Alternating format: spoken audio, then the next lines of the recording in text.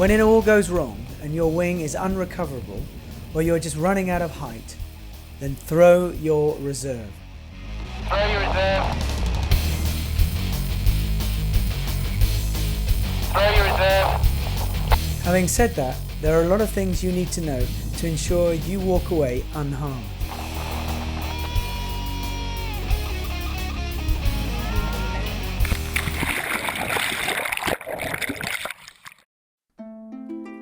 This red handle is your best friend. I often give mine a reassuring pat before I take off. You must pull the reserve out of the harness the way it was put in. If you pull it 180 degrees across your lap, then it can get trapped, and handles have been ripped off because of the force of a panicking pilot. Look, locate, grasp, pull and throw. And when you're throwing a reserve, you must make sure you pull the handle out the way you put the bag in. That's the critical piece.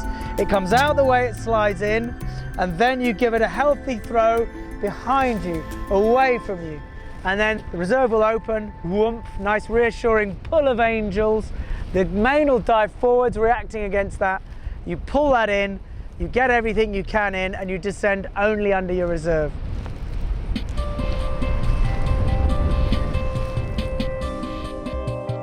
Many pilots describe the opening of the reserve as delayed and rather gradual, but you only have a few seconds to depower your paraglider before it takes on a life of its own and starts to fly against the reserve and fast towards the ground.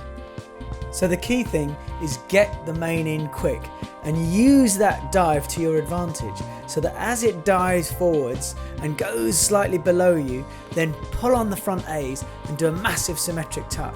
Then as the glider flies up past you, not inflated, you just grab all the loose lines and pull everything until you have the glider almost in your hands and non-reactive against the reserve. Once you've got the main under control and not flying, then it's time to get yourself sat up and get into the parachute landing position. And if you're landing in water, then just before you touch down, it's a good idea to just release the main so that it doesn't engulf you as you go in. The wind is dragging me and it's only a light breeze. A stronger wind would pull me right under. Here's a good example of a pilot ditching in the water in stronger winds. You can see the reserve staying open and starting to pull him. If that was any stronger, he would actually be pulled slightly under the surface of the water, and it'd be very hard for him to pull against the bridle and get the reserve down. And what it does is it keeps the pilot just under the surface of the water. You can't reach anything, the bridle, anything. It's pulling you along, drowning you. So you must make sure if you do any reserve deployment, you've got a rescue boat and it's not windy. If you are being dragged or dunked underwater, you can depower it by pulling the lowest line first, the ones closest to the surface of the water. Keep pulling them in, arm over arm, and progressively that snuffs the life out of the chute. So to recap, the parachute only opens properly when it's fully extended, so give it a big hard throw. The time invested in throwing it out is time saved in the actual opening speed of the parachute. Pull the A's in and do a big symmetric tuck as the glider dives forwards. And if they're too strong, then pull the C's, or failing that, pull both the brakes together. Have a look at some more reserve throws from our plucky Aussie friends again. He's in the drink. This is a good example of a pilot pulling in the A's instantly before it can start to downplane. And this is what a downplane can do, completely overpowering the reserve at a shocking speed. On land, this would result in a serious injury. That's a big hit. And here's a reserve test that Alan did. With no attempt to bring in the main canopy, it downplanes immediately, and the two opposing forces struggle against each other, and the descent rate is even faster. The instruments on that flight recorded over 14 meters a second descent rate.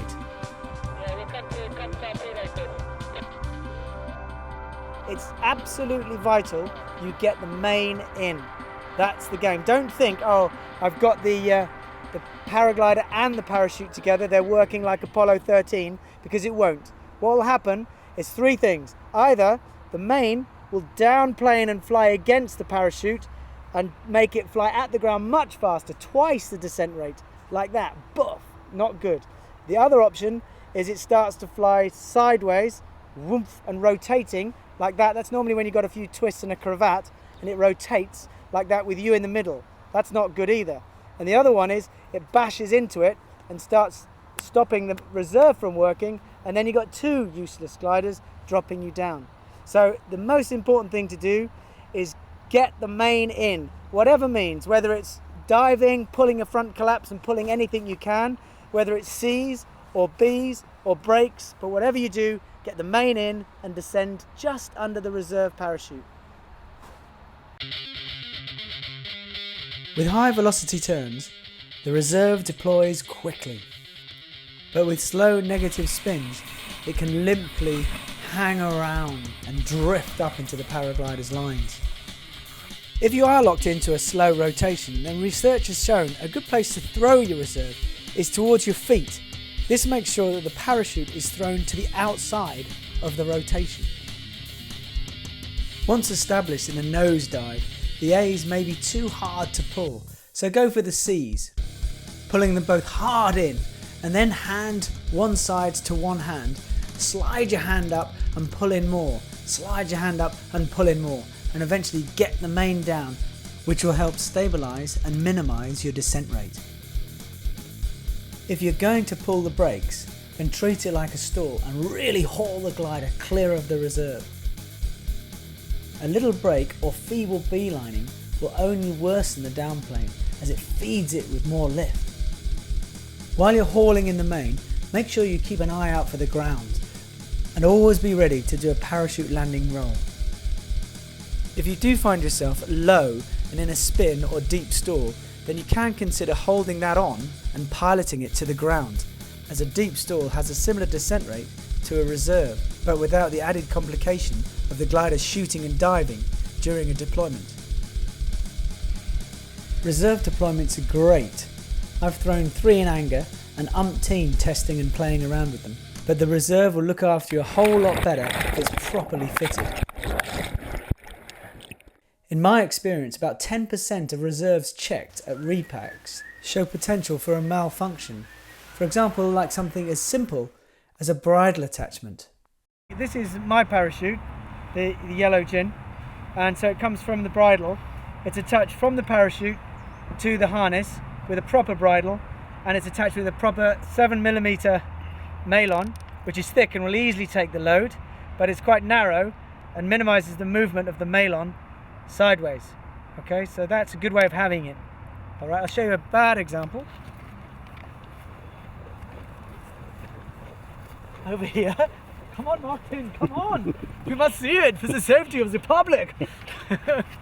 Okay, and here is a sort of same mailon, okay, but if you have it loose, what happens is it can move, and whilst it's in your harness, and it can go like that and make the tension and the weak point here, okay, which isn't perfect, okay. It's still better than being attached nylon to nylon, but it's better if you can minimize movement and have either an O mailon or something to keep it straight, and make sure that you stop any movement there, okay. Use this one. Randy's repacked thousands of reserves, and this is how she attaches the O-ring. I put in the O-ring like this and make a half twist. I put the bridle inside the O-ring and into the maillon, and after I closing the other side of the maillon. So the O-rings are for to avoid sliding of the bridles, so it stays better on the maillons. This is one of the better solution we have. It's important not to over tighten the maillon. So what we do is to screw it with the finger until it stops, and then take a quarter turn to tighten. But another bad thing people do is this is even worse, is they attach nylon to nylon. They put this lark's footed through this one. Okay, so nylon to nylon, when you take a massive shock opening, a massive cravat, whizzing down, spiraling, out goes your reserve, for laugh, the parachute opens, bath. It's nylon to nylon, massive friction, that burns, away goes the reserve, and down you go. So you've got to have this metal. Okay, that's important, but get the metal right and make sure there's minimal movement between the two. Where the reserve is attached is just as important. The pilot should ideally be attached at the highest suspension point on the shoulders on specially manufactured harness reserve loops, ensuring the pilot remains vertical and in the best position to do a parachute landing roll. If you mount the reserve on the normal carabiners, then you run the risk of being forced in a sitting position, which isn't great for a hard and fast landing. In contrast, tandem reserves should be mounted on the central flying attachment, which would bring down both the pilot and passenger at the same level as each other, giving both parties the best chance possible. Here, Chris and John selflessly demonstrate what would happen if you threw a tandem reserve with it mounted on the tandem pilot's harness.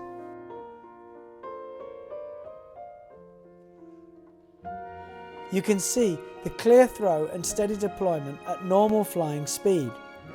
Having quickly released the main, they immediately are suspended on top of each other. Look at the position of poor John, the passenger, in relation to Chris. His head is level with Chris's manhood, and as well as being awkwardly intimate, it is incredibly dangerous for both parties.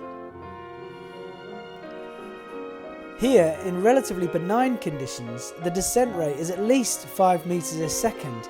But can you imagine coming down in this position in strong thermic wind and over land? In that hanging position, both pilot and especially the passenger would sustain life-threatening injuries. Fortunately for Chris, he's already spawned his 3 lovely sons and doesn't need functioning crown jewels. But I wouldn't like to land on the ground at that speed with anyone on top of me. Even during this demonstration, our brave passenger John hurt his back and shoulders despite the smiles. It is vital you think the whole process through and visualise the pull, angle and forces when the reserve opens and eventually deploys. Where will you hang on your descent, and will you be safe?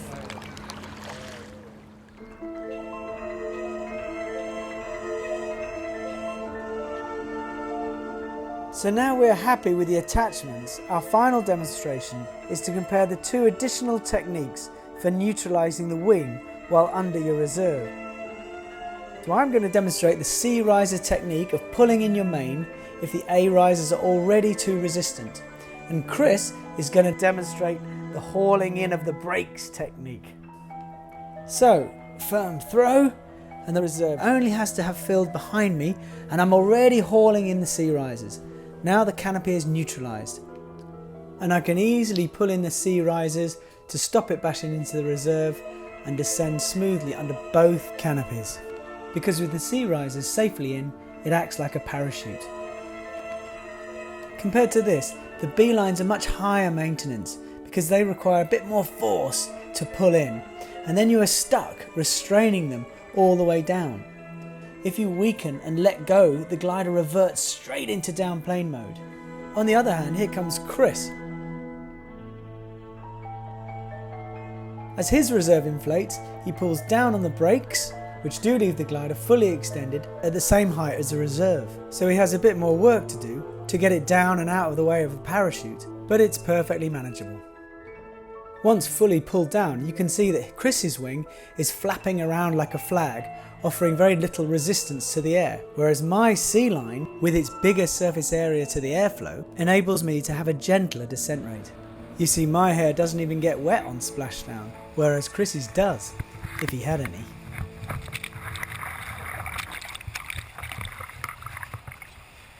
If in doubt, throw it out. There is no minimum altitude to try it, because descending under a reserve is always preferable to a runaway wing.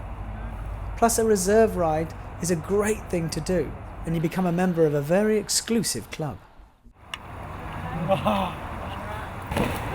That was fantastic.